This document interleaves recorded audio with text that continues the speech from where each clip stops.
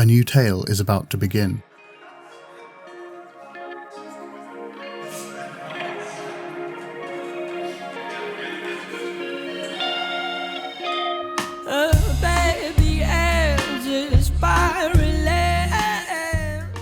We're going to take 6 men and women who have lived separate lives until now and have them live under the same roof. We have prepared for them a nice car and home, but other than that, there's no script. There might be some exciting romances that emerge, or maybe, more surprisingly, nothing at all will happen. We'll see. This is how the simple, warm and wonderful Terrace House began back in 2012. Perfectly setting up the weeks, months, years of entertainment to come. From its humble beginnings to its humble present, Terrace House prides itself on bringing a bit of reality back to reality TV. Its utter disregard for forced drama made for easy viewing, and it quickly became known for being a reality show for people who hated reality shows. Its most dramatic moments often hung on a held hand or a stolen steak, and by focusing on the minutiae of life, it becomes a strangely addictive part of our own. Between the often understated happenings of our day-to-day routine, it's easy to find time for theirs.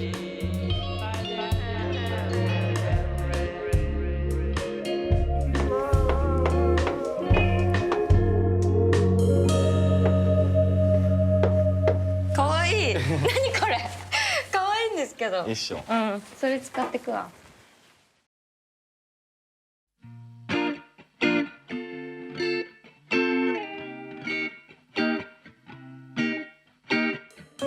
Japanese television, much like the country itself, is often made out to be loud, colourful, and absolutely bizarre. Channel surfing in Japan can quickly support this stereotype. Bright splashes of attention-grabbing text painfully spell out the events unfolding on screen. Abrasive adverts sell anything and everything to you in the loudest way possible.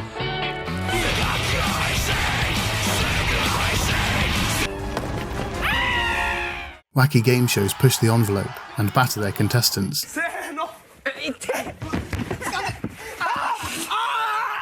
And star-studded reaction panels watch reaction panels who are watching the actual show you're trying to watch in a hall of mirrors hellscape that seemingly never ends. At its worst, Japanese television is an assault on the senses that leaves you aggressively entertained, but, more often than not, exhausted.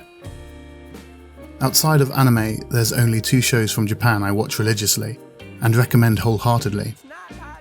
The first leans into that stereotype.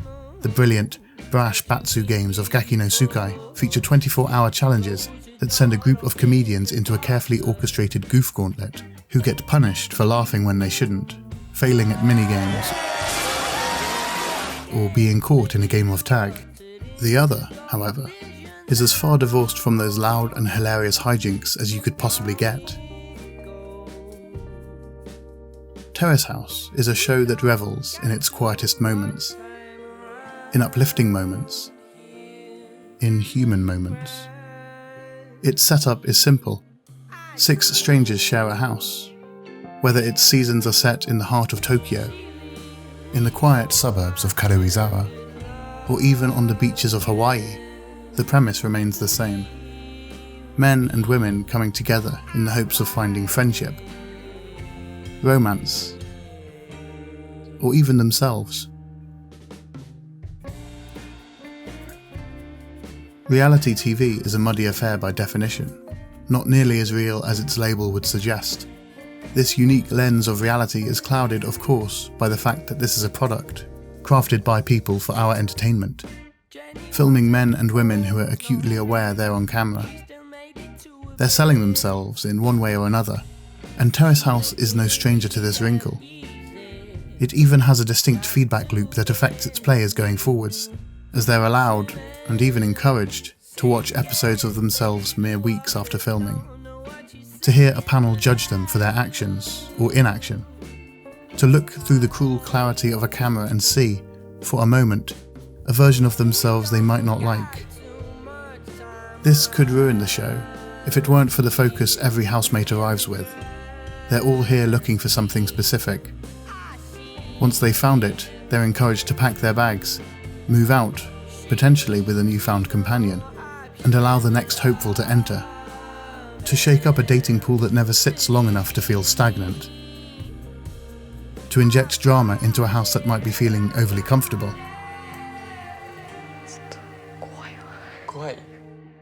And most importantly, to provide a beautiful new catalyst to any budding relationship in the house. After all, who wouldn't be intimidated into finally making the move on the woman they like when this Adonis walks in?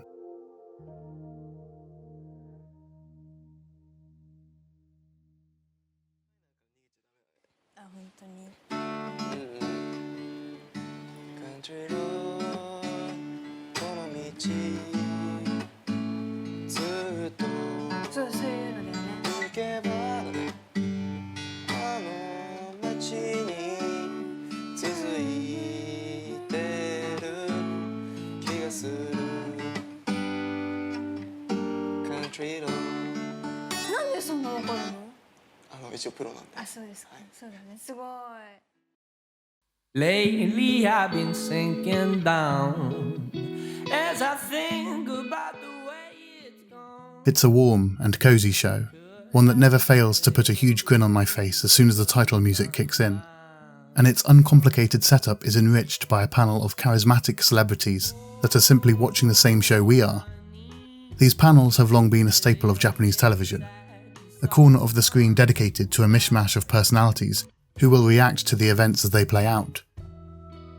Terrace House mercifully divorces these often conjoined worlds by doing away with the picture-in-picture framing, instead using 5-minute catch-ups with the crew as a way to break up the show and lend each episode a natural rhythm. As they all pause the show, take off their headsets and discuss the latest drama, you feel like you're almost there with them, chatting to friends about the blossoming relationships and laughing at their goofy banter. そして人類史上初めて男がおっぱいに勝利したことをご報告いたします。おめでとうございます。やったー。2018。Between the immature and cheeky Yama-chan, who's always quick with a dirty joke, the sharp and intimidatingly wonderful Yu, who can't help but laugh at his puns, and the young and overly innocent Tori-chan, who inevitably gets red in the face and berates the two of them for being so lewd. It feels like there's someone to vocalise any potential viewer's thoughts. Since being bought by Netflix and becoming an international show, even migrating to Hawaii for a distinctly less charming but almost as addictive season, this panel also helps foreign viewers understand the nuance of Japanese culture in scenes that might give you pause for thought otherwise. Watching Terrace House feels like a case study of the human condition. This is, of course, what every reality show strives for, but Terrace House achieves this with its thoughtful pacing, editing that allows for still, subdued moments, and a rotating cast that showcase the Japanese spirit. Aside from the Hawaiian outlier, Terrace House provides a fascinating and authentic look at the staggering culture gap between Japan and the West, albeit through chic eateries and vast, spacious, utterly un-Japanese homes.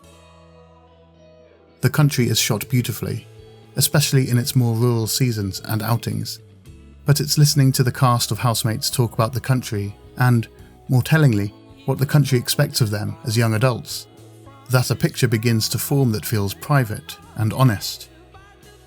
This is especially heightened in their courtships, which at once feel warmly familiar in their brushes of intimacy and the nervous, exciting moments as friends become something more, but also wholly alien in the way that these people carry themselves within these moments, where a quick kiss is a moment for grand celebration for both housemates and viewers alike.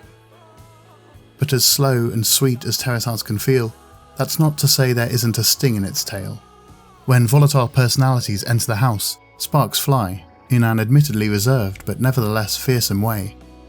These personalities, like the incredible Na-chan, who seems solely intent on arriving only to stir the pot, swiftly became my favourites, as Terrace House is often a machine that needs a spanner thrown in the works, lest it settle into something altogether too comfortable. At other times, Terrace House can feel painful to watch. Its human drama of young, beautiful Japanese men and women stumbling through the awkward stages of friendship and romance often had me reaching for a cushion to cover my eyes.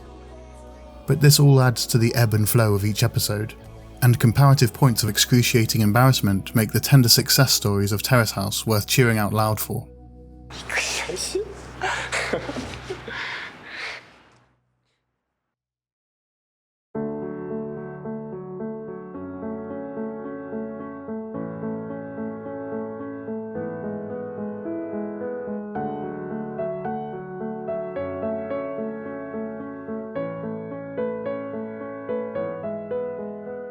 It might have been easier, perhaps, to sell you on the notion of a Japanese reality show if I had explored one of these relationships fully.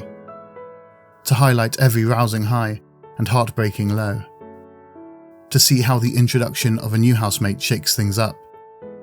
About how carefully constructed personas come down and reveal the person within after a long enough period in front of the camera.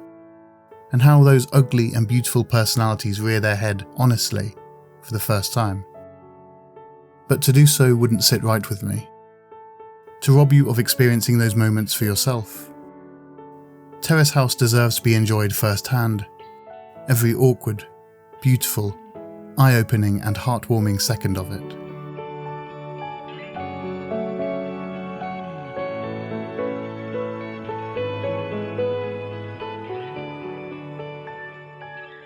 As always, thanks for watching. As of writing, there's around 200 hours of Terrace House to watch out there, which is good because a lot of us have 200 hours to kill right now. If you, like me, are stuck at home, you could do a lot worse than binging 200 hours of the sweetest, the coziest, heck, I'll say it, the best show on Netflix right now. Terrace House is a uniquely scored show, full of licensed indie pop music that I didn't feel comfortable backing this video with, so I want to say a huge thank you to my friends over at Luna Lake, who allowed me to use their debut album to create a similar feel, and of course Patrick, who created that beautifully slowed down version of the show's poppy opening. If you want to stay notified of future projects, you can subscribe here on YouTube or follow me over on Twitter.